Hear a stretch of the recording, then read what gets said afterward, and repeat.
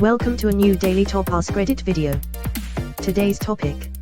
Guys, what do women do that give you the ick?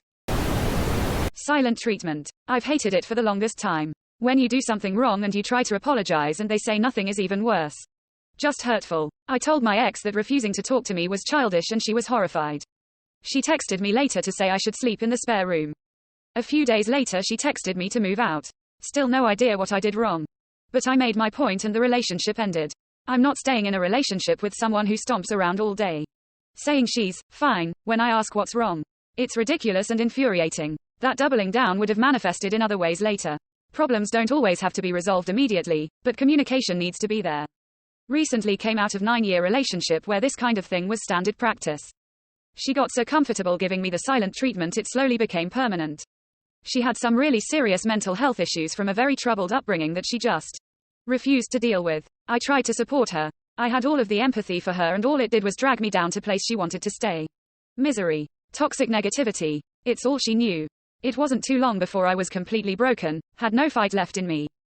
Every now and again I'd crack and either give her the silent treatment back or worse just verbally attack her and get it all off my chest, which she would then use as ammunition for another month. Long bout of silence and disinterest. I'd just learned to accept it and find something to entertain myself by the end. We probably should have broken up a long time before we did. But I was just too weak to pull the trigger. Eventually, we got to a point where we were constantly finding excuses to have a go at each other. And as she experienced a bit of what's it's like to feel hated within a relationship, she became really difficult. Staying out super late, not coming home. I think, not sure, she was getting into drugs and partying. Heavily flirting with anyone within our friendship group. Constantly complaining about me to our friends and family and doing everything she could to make me out to be a villain. It had become a contest to see who could be the biggest cunt, but only one of us was trying to win.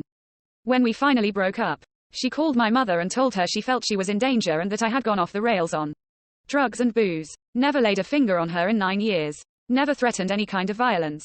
Hadn't taken any drugs for at least a decade. Then as I left she went on this massive rant about how I've spent years gaslighting her into thinking Shusha's depressed. She was depressed. Had been since early childhood, but her shit parents had never noticed and she just learned to deal with it. It was very clear to me very early in the relationship that Shush is suffering from depression, and after learning about her past, we had countless tearful conversations where she would open up properly and see the situation she was in and admit she needs help. But she would never get to the point of being able to actually call someone or speak to a professional. The day we broke up was one of the hardest days of my life.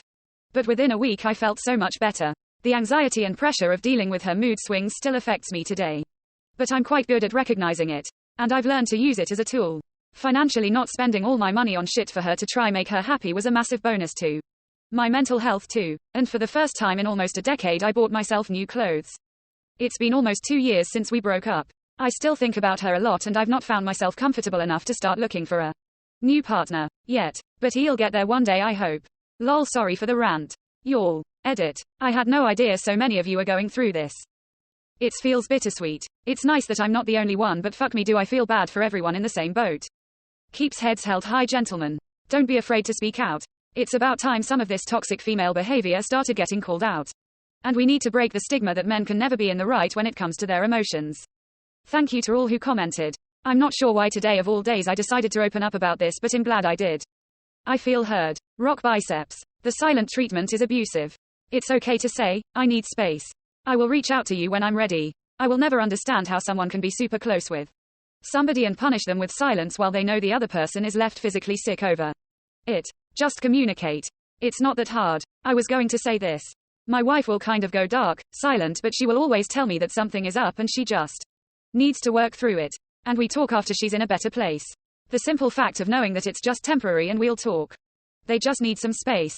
Makes an insane amount of difference for the very minor effort of a few sentences of communication. Even after, the conversation is far more productive, at least in my experience. When they think a toxic trait of theirs is cute, quirky. There's a big difference between being blunt in a respectful way and being a bitch. I feel like people tend to not realize that being blunt is very situational. If someone's crying because their mom passed away, telling them to get their shit together isn't being blunt. You're just an asshole. Being blunt takes tact, not aggression or attitude. That's where a lot of people screw up.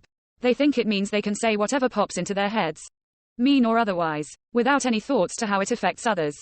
The classic Tinder bio. If you can't handle me at my most insane, unhinged, Then you don't deserve me at my best. Just screams that they have a childish sense of entitlement and take zero accountability for their actions. Giant red flag for me. What it means. If you aren't going to be there for me when I'm having a hard time and need support, you don't deserve my support. How they use it. Give me a free pass on my incredibly toxic behavior, or I'll tell everyone it's your fault when the relationship inevitably fails.